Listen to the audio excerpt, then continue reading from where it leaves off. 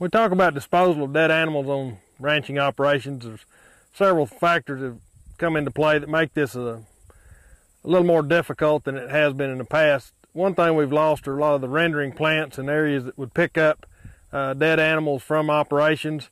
A lot of places they will still do that, but the cost of it is rising. A lot of times between $20 and $150 per pickup, and that becomes cost prohibitive in some instances. So we'd like to make sure that people understand there are some regulations relative to how they dispose of dead animals on their own operation.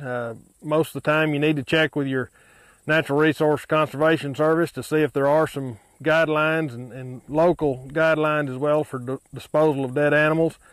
But check into that long before you need to get rid of a carcass on your operation, and make sure you know what you can do and what you cannot do.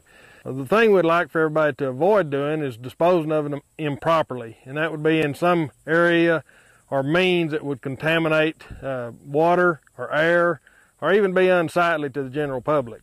The thing we'd really like to keep from doing is disposing of dead animals in creeks, and whether it be a dry creek, there's always going to be water that will come through this area and pick up any pathogens that might be associated with that decaying carcass, and that will run into a water supply at some point in time.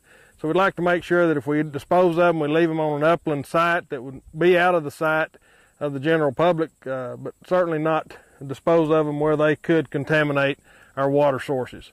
Like I said, that water will go into municipal water supply at some point in time. Nearly all surface water in Texas does.